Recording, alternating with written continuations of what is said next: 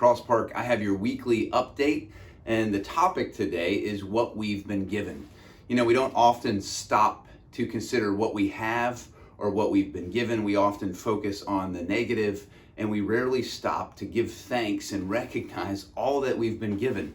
And so I want to draw your attention to three things regarding what we've been given. And the first two have to do with anniversaries, both of which are coming up this coming Sunday.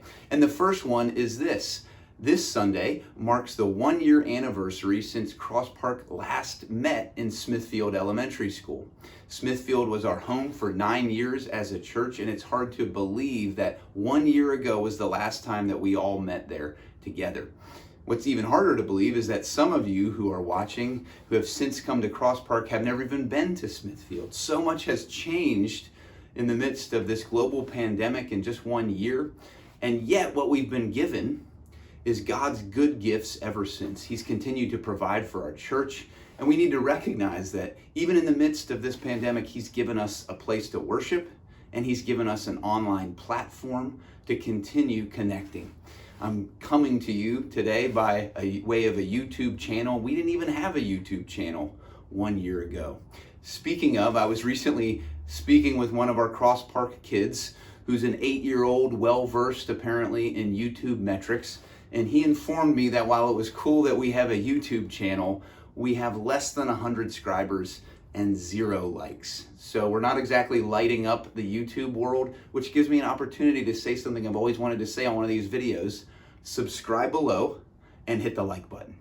But we do want to give thanks to God for all that He's done over this last year and recognize what He's given us. The second thing we want to recognize is that He's given us continued ministry over 10 years. This coming Sunday also marks the 10-year anniversary since Cross Park's inception. 10 years ago, this coming Sunday, we had our first ever Sunday morning worship service. And God has provided for us as a church ever since. Over the last 10 years, His faithfulness has come to us in so many different ways. And He's reached many of you. He's reached and changed me as a result of this church. Thanks be to God for what He's done in and through Cross Park over the last 10 years. And we want to stop and give Him thanks. We want to do that this Sunday, but also on an ongoing basis. And in the coming weeks, stay tuned. We're going to let you know some different ways we want to celebrate God's faithfulness over these last 10 years. And we'll let you know how we're going to do that. Well, third and finally, and more by way of devotional, I want to focus on what God's given us in our salvation.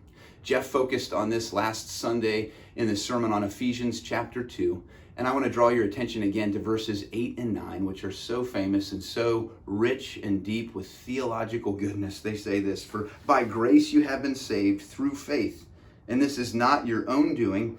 It is the gift of God, not a result of works, so that no one may boast." Now, what's the theology here? One aspect of the theology here is this idea of justification. Now, why does that word or this theological topic matter? Because though you might intellectually assent to the gospel, you have a justification problem that works itself out in various ways on a daily basis. I do.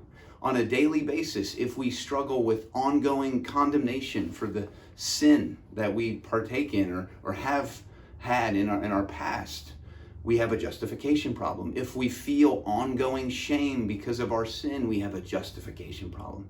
If we need to defend ourselves to show that we're right to other people, we have a justification problem. And finally, but not fully, if we feel the need to look down on others, or we just simply do look down on others because they don't live up to our standards or God's, we have a justification problem. So justification really matters. Well, what is it? Well, Westminster Shorter Catechism put it this way: justification is an act of God's free grace, wherein He pardons all our sin and accepts us as righteous in His sight only for the righteousness of Christ imputed to us and received by faith alone.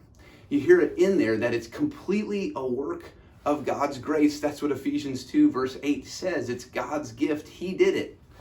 And in that work, what He does is He pardons our sin. Why? Because it was nailed to a cross 2,000 years ago. Jesus paid the debt for your sin. But more than that, he also imputed to you, he credited to your account a righteousness that was not your own. It was his perfect record. He gives it to you, and it comes to you by faith alone. Faith is the vehicle, it's the conduit that connects you to the blessing. By simply looking to Christ, you passively receive his perfect righteousness. Luther put it this way, that we, the sinner, receive the righteousness of Christ passively, just like the ground receives the rain. The rain falls down, the ground does nothing except soaks it in. It receives the rain. And so too, we receive the righteousness of Christ, not because of anything we've done, but simply because of God's free grace towards us. So as we continue to hear that message, we want to keep on connecting it practically to our lives, keep on coming back to that good news that nothing that we do separates us from the love of Christ. And our good works that we do now going forward do not earn or merit for us life. They simply are a response of our joyful praise to God because of what Jesus has accomplished for us.